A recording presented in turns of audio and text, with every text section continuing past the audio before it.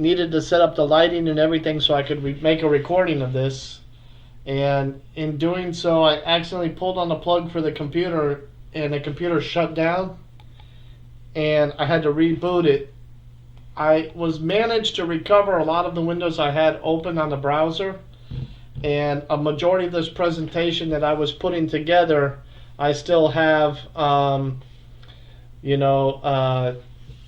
a save, so we can still go through it. But I wanted to go over a couple of things with you about meters. I know I sent you that assignment, but a lot of you guys didn't really, well, Christian was the only one that did it, but you guys really didn't think out of the box. I mean, yeah, we do a lot of voltage and ohms testing for a majority of everything we do. When we use testing, we use those two meters like religiously. But sometimes we have to do an amperage test. Sometimes we have to do a wattage test. Sometimes we have to do a temperature test. Sometimes we have to do other tests. And there's a lot of different meters out there. Sometimes one meter may have all these different settings on them, but sometimes that's not the best meter. Because even though it does all these things, to make it fit, like all the other meters, like a certain size, you lose in quality. And you go, oh, I got a Fluke meter and I got this and that. Yeah, Fluke is a good meter. But you don't need a $500 meter to fix appliances. Or if you're doing air conditioning, you don't need to do air conditioning. So I wanted to talk a little bit about the different types of meters. Real quick, let's make a list of the things that you want to have, or you think that you should have if you're going to get a meter. You're going to do an ohm meter, right? What else? Right. What? Yeah, I like for me with my Fluke, mine has volts, amps, because it has the clip-on amp meter, and then I have an analog thermometer that I use. Okay, but let's go volts, AC, and DC, right? Yeah, it does. And a meter. And you want what they call a clamp on ammeter. Yep. A regular ammeter, like the real small ones or cheap ones, those you like break a circuit in half and the meter goes in line with it and in series with it basically. And that's not what we need. We need to be able to clamp around a wire and make a test. And when you're doing that type of test, you don't clamp around all the wires. Like you can't check around a regular power cord. You have to take one of the lines, either the line or the neutral, the one coming in or the one going out. You cannot test both because they cancel out the reading that the ammeter does. What else? Watt meters, right? Yeah. And you said a temperature tester? Well, so I have two meters. One's from Klein. It has a thermostat, the thermometer on it. But I also have an analog thermometer that I like to use. Well, real quick, let's look at a temperature tester. Give me some examples of things you guys would check temperature of to see, let me see if this is working at the right temperature. An oven or a range. Okay, oven. Dryer. A dryer. A dryer. Okay. A refrigerator. A refrigerator. Specifically like the ice maker, the freezer, the refrigerator cabinet itself. What Or else? even check the temperature of the gas that's in the system. Well, you don't check temperature of gas. What about the water in a dishwasher? What about an air conditioner? I know we don't do central air, but we do wall and window units, so that's... Now, does one meter test all of them accurately? Not necessarily. It'll slack in some areas than others usually. Well, what type of temperature probe would you use? Well, the one on my Klein meter actually plugs into the meter lead, and you can line it in there. It's got like a thermal cover all the way all the way up until the tip, or you could use it on like an oven or something. Mm-hmm. But I don't know how accurate it is. I haven't set it up in a while. But I would just calibrate it with ice water every time before I used it. Okay, so if we had a temperature probe or a temperature tester, it looked like something like this. Not the probe. It's just got a little wire lead. It doesn't actually have like a probe to it. Well, this is it's got a wire on the end of it instead of an actual probe, right? Like this one here we wouldn't use. This is more like a thermocouple tester. But this one is a pocket thermometer here. And a pocket thermometer is pretty good. But where would you use that? For the pocket thermometer? Yeah.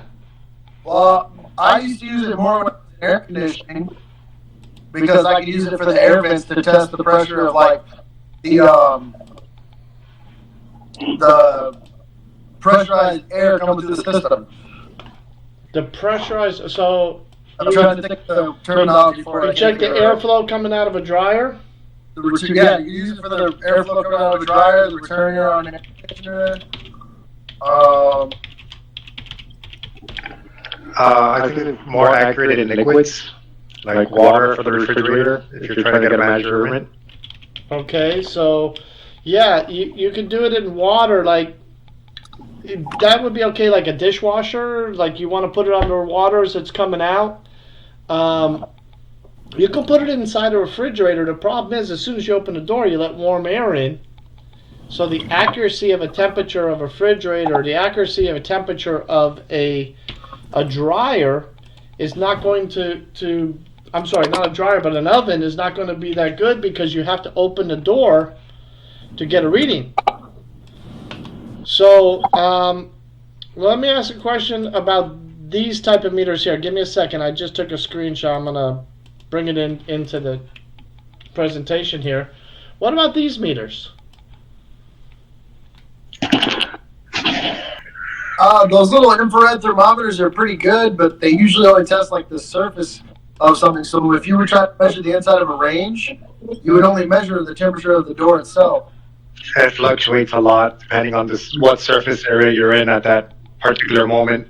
Yeah, so it works good now because you see all the places, including schools, going to start using that when you guys come into class to make sure that, you don't have a temperature. But using them for appliances is not that great because, it's good for measuring airflow, but it's not that great for measuring like actual temperature in a static location, like a refrigerator or a dryer or oven. As the air's flowing, it's not going to be that accurate. It'll be close, but sometimes accuracy matters, sometimes it don't. Sometimes you have to be right on the money when you're making those tests. So I wanted you guys just to see that there's many different types of meters out there, and we haven't gone over. We can check gas pressure, refrigeration gauges is an actual meter. We have all types of meters out there. So when I asked you guys to look up a meter and tell me what meter you would get and why, only two of you had any sort of response, and you're always thinking about the multimeter, where the multimeter does ohms, volts, watts. There's many different kinds out there. So the one thing about our industry is you don't have to be that accurate with the tests that you make on appliances. If you're doing electronics, a half a volt makes a big difference whether something operates properly. You're asking me just now, Pedro, about a low wattage bulb and it's not working inside the refrigerator. Well, if it's a 110 volt bulb and it's 15 watts, I don't care. If it's plugged in a refrigerator, it's gonna work at it's going to work, but it's just not going to be that bright. 120 volts is 120 volts. I don't care if it's a socket in a refrigerator or if it's a socket in a wall lamp. It's still, if it's 15 amps, I'm sorry, 15 watts at 120 volts, it's going to be 15 watts in a refrigerator. So the appliance itself should make a difference. So if the bulb is not working, it has to be something else. Either connection of the bulb is not good within the socket, there's a corrosion on the point where the bulb meets the socket. Usually it's copper and it doesn't corrode too much, but it happens. So meters are important, that we have the right meter. And let's talk a little bit about digital, analog, a meter or a multimeter. Here we have several different analog meters, and some of them have more or less scales on them. You know, sometimes when you guys go to buy a meter, you got 100 scales or 50 scales, like this one meter here's got so many scales, and so does this one here. You need to look at the meter. You need to look at the meter and know what you want to test before you buy your meter. And that's why I gave you this assignment, because yeah, a lot of meters have all these fittings and all these settings and all these crazy things on them, but why get it if you're not going to use them? You know, give me a second. I'm trying to find where you guys are in my Google Meet page. I lost it. So, anyways, it's still there. So we have all these different meters here. We have all these digital meters, and there's a clamp-on ammeter down here in the middle, and we have all these analog meters. I personally like analog meters. A lot of the newer guys, and you know, I didn't have digital meters when I started, and a lot of people say, well, that's why you like analog, because you didn't have digital, and if you had digital then you would love digital. I like digital, but analogs, to me, the needle moves, and a lot of people don't like to do that math. Oh, if it's on this, if it's on the 2K scale and it's on this reading, it's this many ohms or it's that many ohms, I have to do the math. Digital meter shows you a number, and that's the answer. I like analog meters because the needle doesn't jump around. The needle goes to one point and it stays there. Digital meters, the more sensitive they are, or the more things they do, the more when you're making a test, if you just apply just a hair bit more pressure on those meter leads, you're going to get a crazy reading. You're not going to get just a single number. The numbers are going to be jumping all around, and you still have to guess at what the reading is. Now, over a period of time, and you get to use it, I don't care if it jumps 240, 250, 240, 250. Okay, I got 245. But I don't like that sensitivity of that meter. I like it just to be one point, and I look at it and I say, that's what I got. But analog meters aren't that great either, because if they don't have the right number of batteries inside of them, they can't do everything we want it to do. I always tell people when they come into class and they say, oh, check out this fluke meter I got. I paid $499 for this meter. I said, does it test, does it test, give me a second here. Does it test diodes and microwaves? And it says, yeah, it's got a diode symbol on here, so it should do it.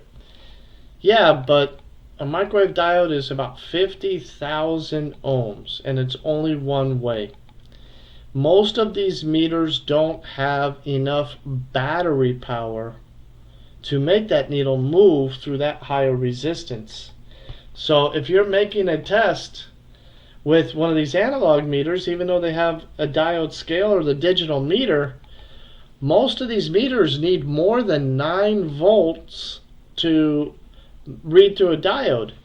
And if you go on YouTube, hold on one second, let me find it. You go on YouTube and they show you how to add a battery to your meter. Let me just type it, to test a diode. Now give me a second, I cannot find my Google class. I don't even know if you guys are still there.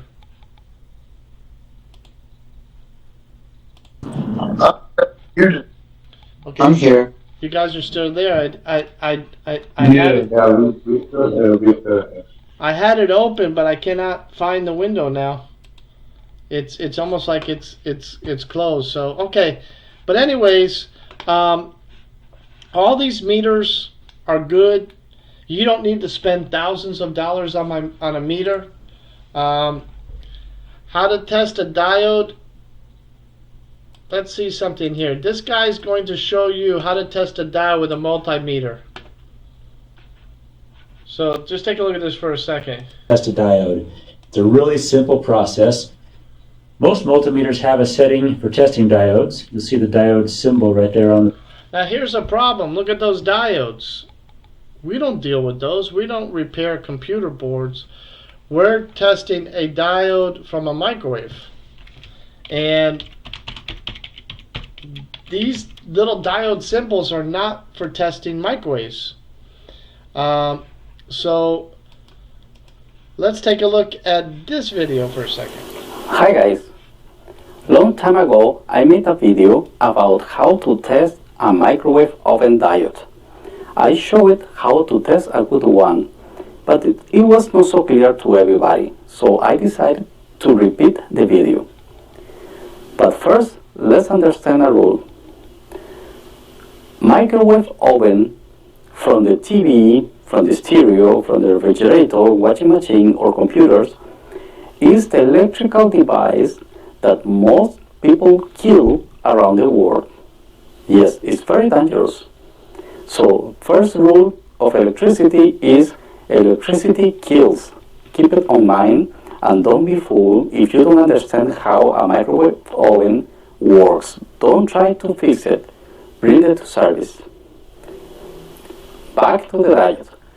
Diodes are electronic components that will let the electricity to flow in one direction and will block the electronics flow in the positive direction.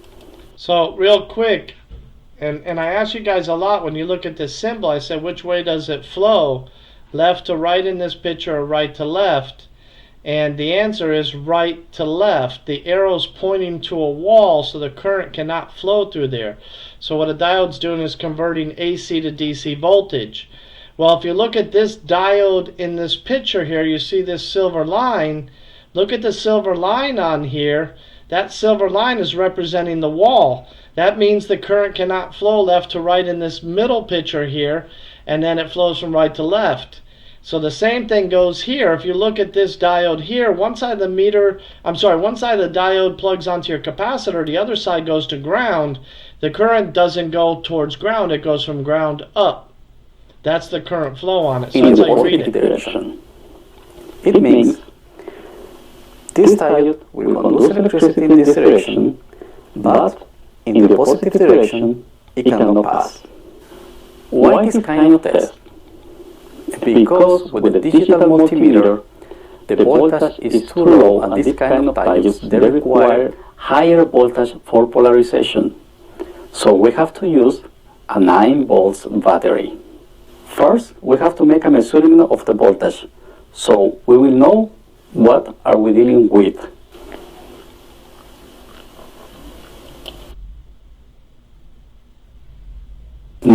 .15, 9 volts. Now, he's just checking the voltage of that battery. But when he goes to check the diode, not only is he using that 9 volt, I don't know if he's going to say it, but he's using the battery of his meter as well, because when you do ohms, your meter uses the battery inside of it. When you're doing voltage, it doesn't use the battery. The battery on digital's for the display, but the voltage is what makes the meter get a reading. On ohms, it's the battery inside that makes the meter get a reading.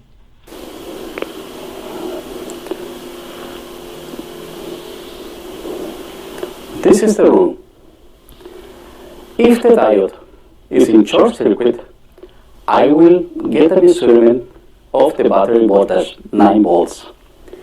If the diode is open, I will get 0 volts.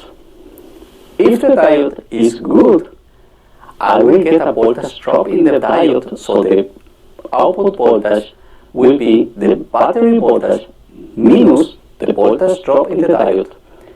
That result is what I'm going to see in my multimeter.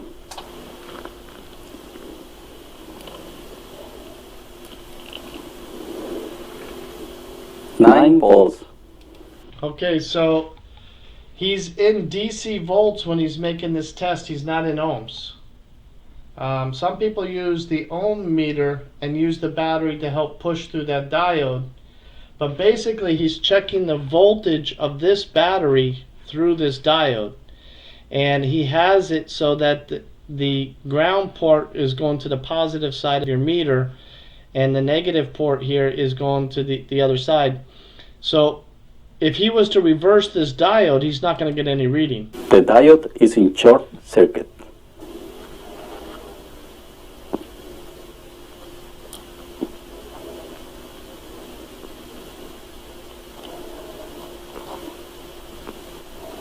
So that's a good diode. It's going to read, if you see now, he's got 2 volts.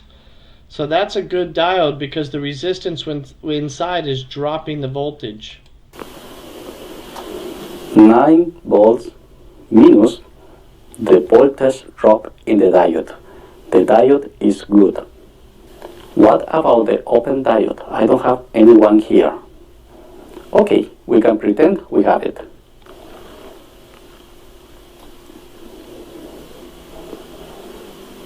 Zero volts is an open circuit.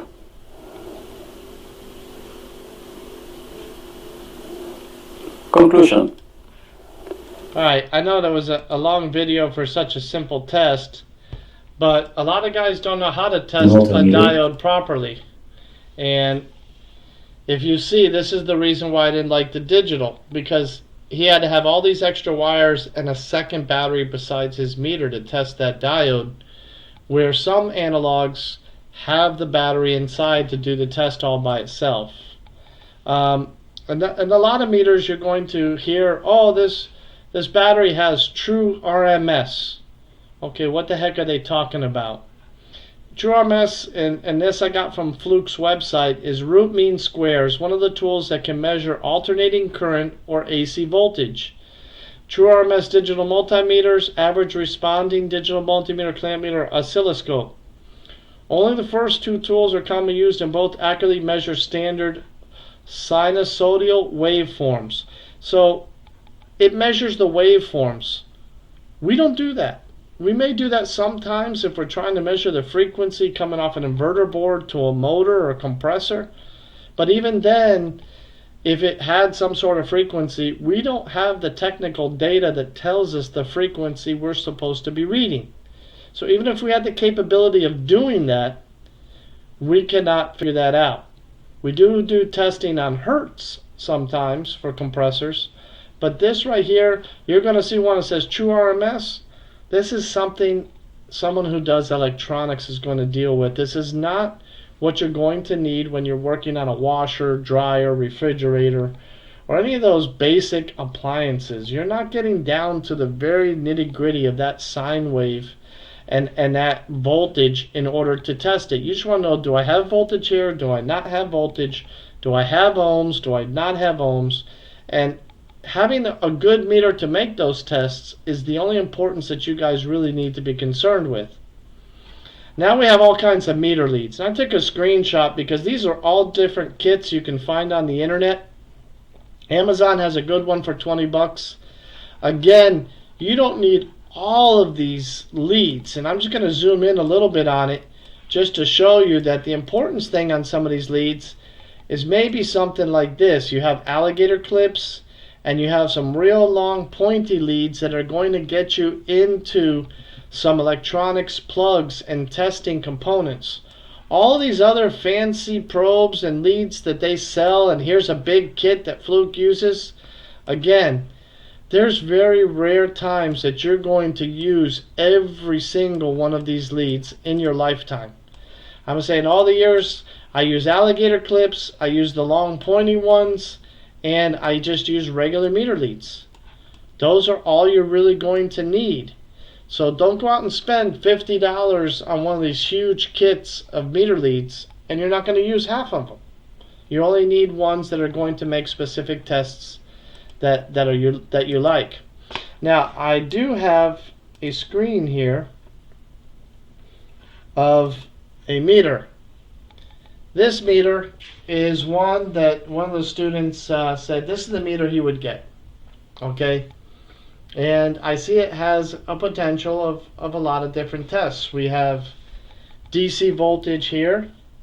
We have up to 1000 volts DC, and then if we look over here, we got AC 1000 volts. If you see right here, and I don't know if I can move, I can't move the screen, but right here you got DC 10 amps. You're not really going to do amperage. Here we have a little speaker in the middle on the right hand side. I can't keep the screen maximized, but on the right hand side you see a symbol like it looked like a little speaker. That's for testing ohms, but just a tones test. And then you got down here you got both diodes, and it looks like milliamperage and ultrafarads, but real low farads testing. DC amps on the bottom and DC milliamps on the bottom left you never use. And then I think here where this common is, don't hold me wrong, I think that's for testing capacitors and transistors and stuff. You'll never need them. That's not what we use. But I was reading it, and one of the things that I didn't like was the batteries that it said that it used. If you go to the product details here, this particular one in product details says it uses 2 AA batteries. Let me see where it is. I know it's on here somewhere. Here we go. Here's the technical data here. And right here it says power 2 AA batteries. Well, a AA battery is only 1.5 volts DC. Having 2 of them connected together means it only goes to 3 volts DC.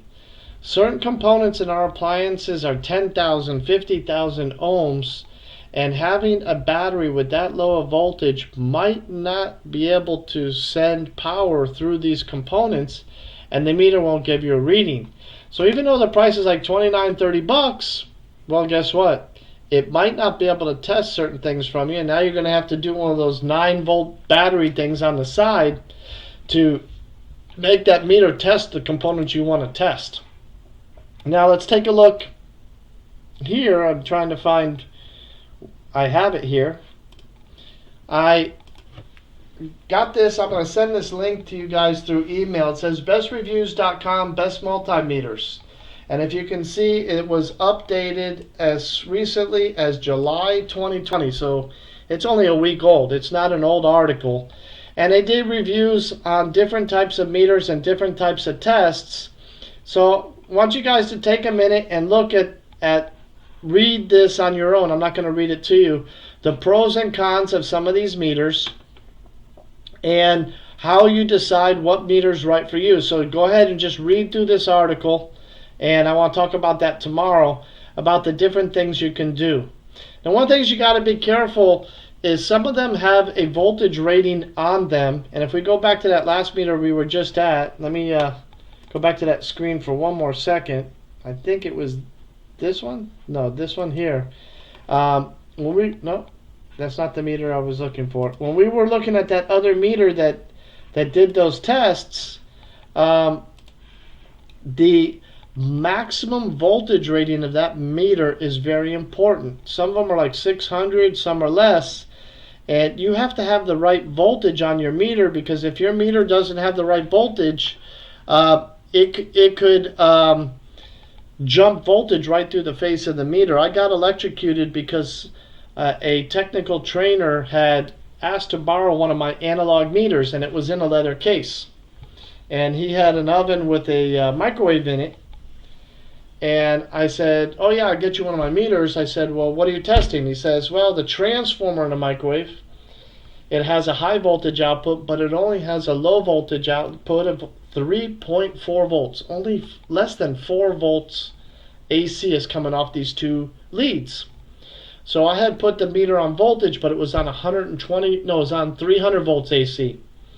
So the scale was high. He was trying to read 3 and the meter was set to 300. The needle barely moved.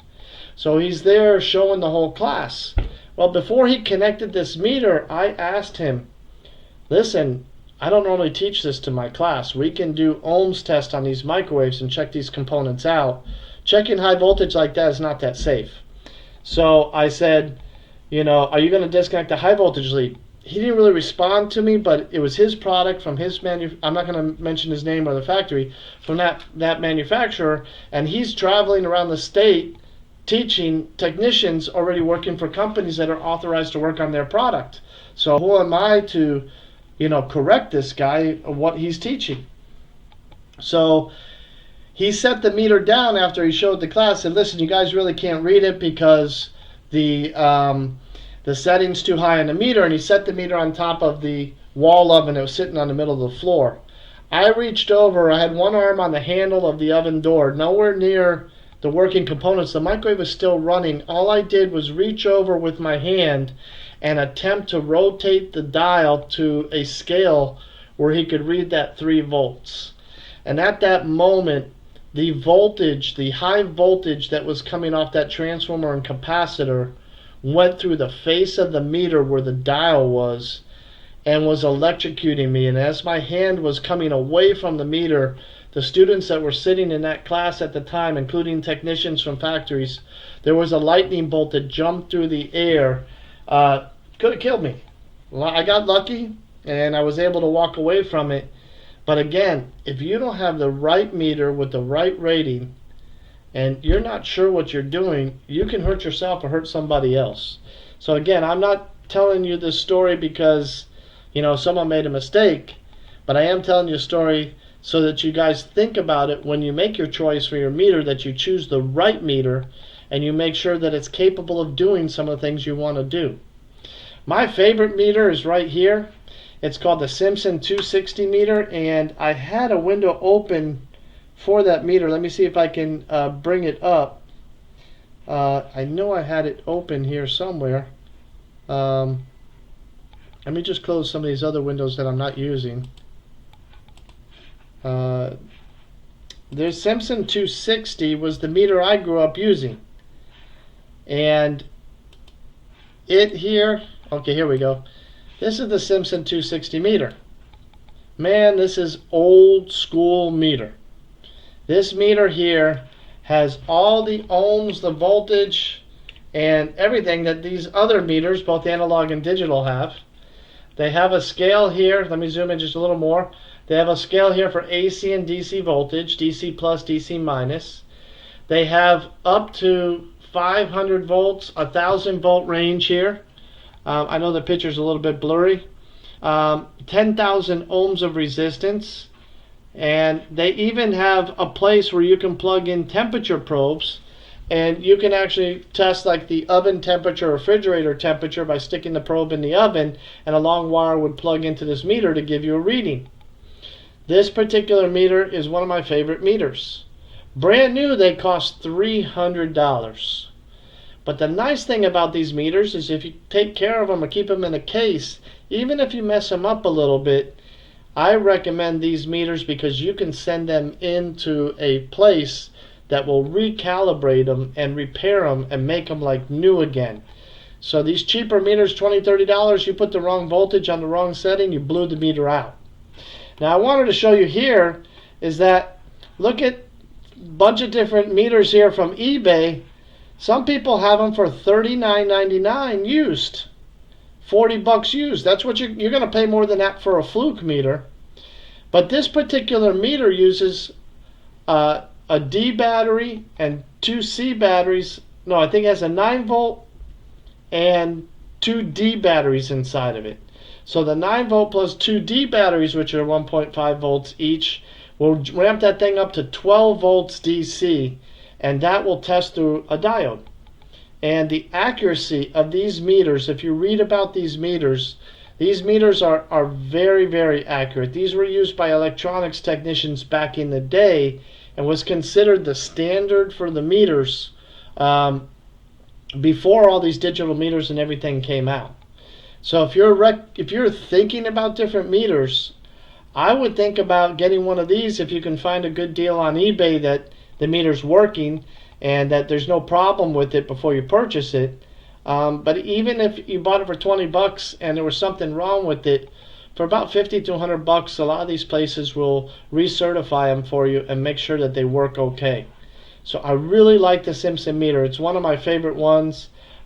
Just real quick, just to show you on eBay here, look at all these meters. Some of them are $181, $75, $30 used, $299 brand new, $380 brand new. So some of these are real expensive. You can see this one here has the nice case, and then sometimes a case cover over it. Here's a newer version of some of these Simpson meters. It's yellow and it's not these black ones. If I was to buy another meter now, I would want to get one of these here. So that's a personal preference. I like digital sometimes because digitals will check temperature, they'll check capacitors, where some of these analog meters don't have a capacitor test them on there. I use them for quick, easy tests. If I want a nice, accurate meter with a nice face and a good, accurate reading, one of these meters here are basically one of the best meters I could recommend for the price. So these meters here are very good, and if you're out there shopping for them and you buy one of these, I guarantee you, if you use it, it's going to be good. Now, if you look, some of them have series numbers, and the higher the numbers, I think the newer the meter is. So I'm not going to be 100% tell you that's the truth, but these meters are good meters, and there are things that you need to look into. That is slightly different from the one I sent you, isn't it? Well, I did show you yours. That was the one that I had posted on Amazon for 29 bucks. And it only had 2 AA batteries, even in the assignment. Oh, okay. No, I got you. No, okay, that wasn't the one I was going to post that one. It was something looking like that, actually. But then I saw that it was really, really expensive, so I was like, maybe I should post a cheaper one. That was the one I was going to originally post. But then, the first thing didn't work, so I just changed it. But for 30 bucks, you can get a brand new analog like the one that I showed you on Amazon. Or for about $10, $15 more, you can get a Simpson meter that, to me, still blows Fluke away. Now, I think Fluke is a good meter, don't get me wrong, and you'll get people that swear by a Fluke meter, but if I had the choice to pick up a Fluke or an analog meter, I'm going to pick up an analog meter. And now, I used to have a $10 Radio Shack one, a real tiny one. It was no bigger than your wallet, but it was a backup meter, very, very small, that if for some reason I blew the fuse on my meter, or I dropped my meter and it's not working, or the batteries died in my meter and I didn't check it before I left for my route that particular day, then I had this little tiny meter as a backup meter. But again, I don't want you guys to choose a meter based on, Mr. Z said this is the meter to get. I want you guys to try the different ones we have in class. And I'm going to tell you what, I'll go ahead and purchase one of these off of eBay, these Simpson meters, and give you the opportunity to test it alongside the other meters. Again, you don't need a $500 meter. It's going to take you a lot of service calls, or if you're getting paid by the hour, it's going to take you a week and a half of work to pay off that meter. But don't get the cheapest one just because it's a $15 meter and it lights up. You need to find a meter that has good quality, but not going to break the bank. That's what I recommend in meters. Do you guys have any questions about some of the stuff that I've talked about in meters?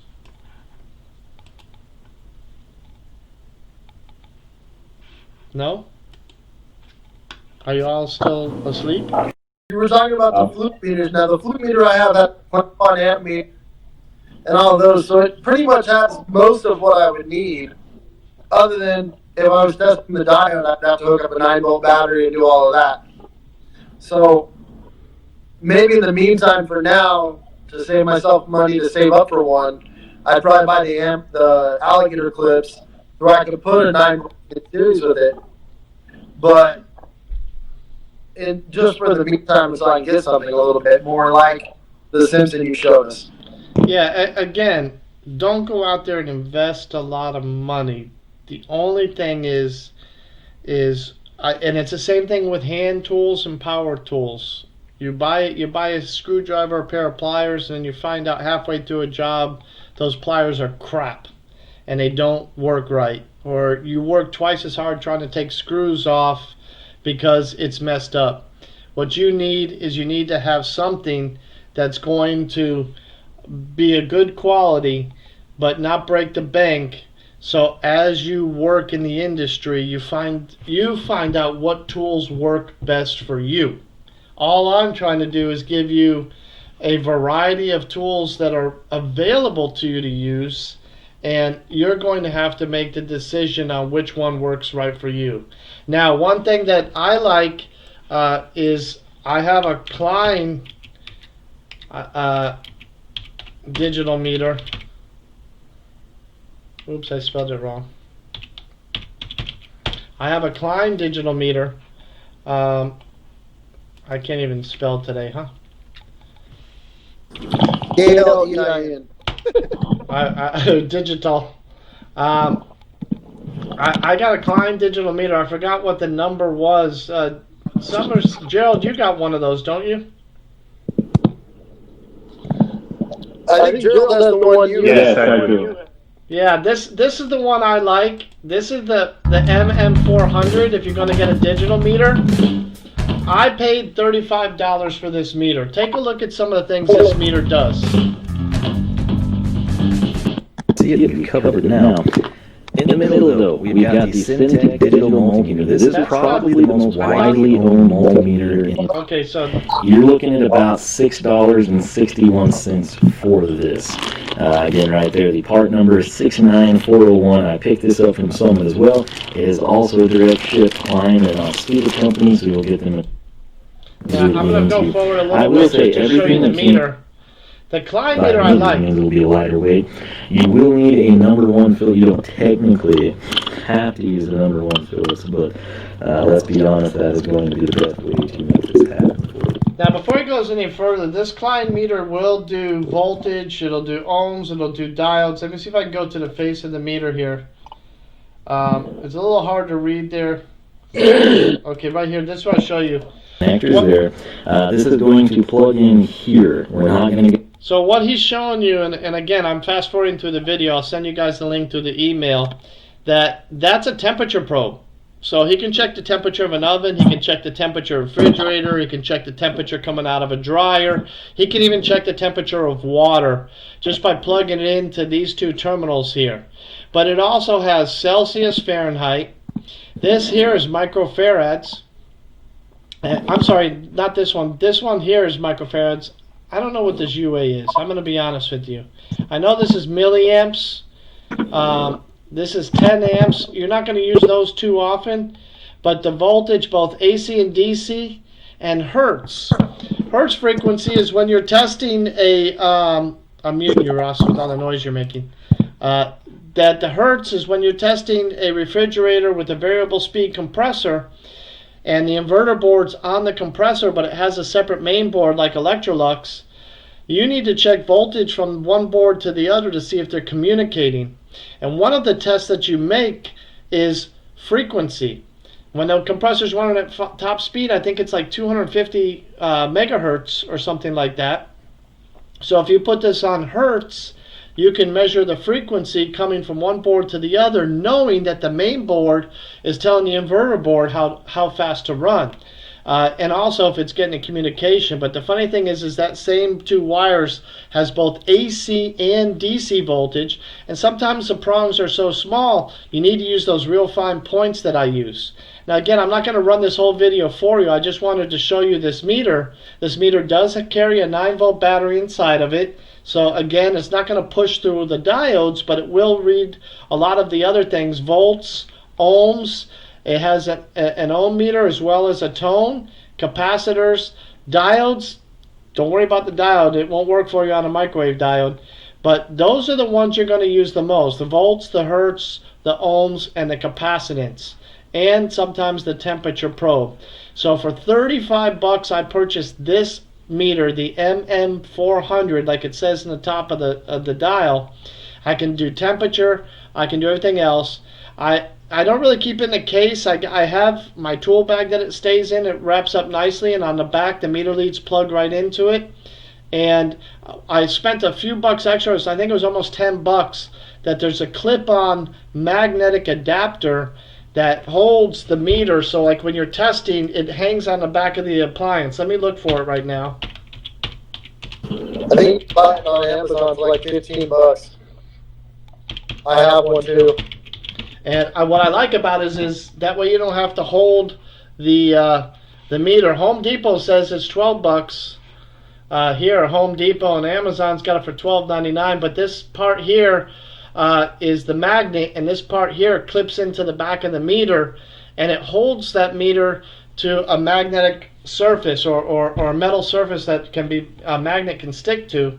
And so your meter can hang from this while you're doing testing, so it frees your hands up not having to hold the meter while making the test. So, do I like digital meters? Yes. But if I had a choice, I'd take an analog meter over digital any day. I'd like to have both, because the analog meter doesn't do the hertz, it doesn't do the capacitor. But I like the accuracy of the analog meter. I can look at the scales and I don't need to do the math. I could tell you it's 2.5 volts, it's 25 volts, it's 250 volts. Just by looking at the scale, looking at the dial that I'm on, I already know what the voltage is. So again, it's just if you have practice with it and you've used it before, it is something that you'll get used to. So I'm gonna close this off now if you guys don't have any other questions, and I'm going to send you an email with the one web page that talked about the best meters of July 2020 and give you some different meters. And again, make your own opinion. Just listen to what they say are the pros and the cons and what they like about some of these meters and what they dislike to see which one will work for you. And then also I'm going to send you this video here on this Klein meter so you can see his reviews and go over the different things that this meter does. And like I said, Gerald and I forgot Chris had one of these meters as well. So we had some students that purchased this after I had it, after seeing what it can do. So do any of you guys have any questions? Richard, Yes, Joe. I do. A UA is a milliamp. Well, MA is milliamp. I don't know what the U is. It's almost like the microfarad, but microamps. That's almost a similar for Farad testing. I don't know what that is. I don't know what the UA is. We'll have to look at the spec sheet of the multimeter. You had a question, Ross? No, I was just saying, I have a similar meter to that, but I bought the one that's I think it's the MM600 instead. Mm-hmm. And it came with the little alligator clips that clip onto the end of the probes.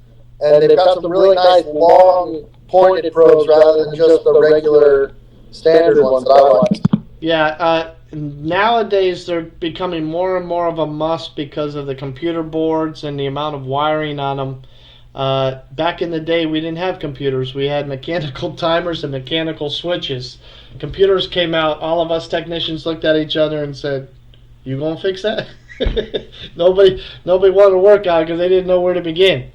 But one thing that I have an advantage is I grew up with them, and now computer boards don't scare me. I look at them just like I look at a timer. So we need to know how to test them, and we need to have the right tools to test them. I always say having the right meter on the right setting is like a flashlight in a dark hallway. Without it, you're going to be bumping into walls and you're not going to know what you're doing. With a flashlight, you can see the end of the tunnel and you can find your way through. Having the right meter and knowing how to use it and the different scales that it gives you is like having a flashlight in the dark. You need to know all of these scales, so when you buy one of these meters, take the time to look at all the different scales and how do you use them. Don't wait till one day you have to test a capacitor and you never did the capacitor test on this, so you're like, I know it does it, I just never did it before. So when we come back to school, if you guys can afford to purchase a $30 or $50 meter like one of these, or or one of these Simpson meters, take the opportunity now while we're not in class and find yourself a decent meter so when we go back to school, you have it, and I can give you different things to test and show you the different scales and how will they work for you, because again, we're talking about troubleshooting, and I know we went over base electricity and diagrams, but meters are important, not just how to use them on a diagram, but what scales to use and what are the scales available to me to make all these tests.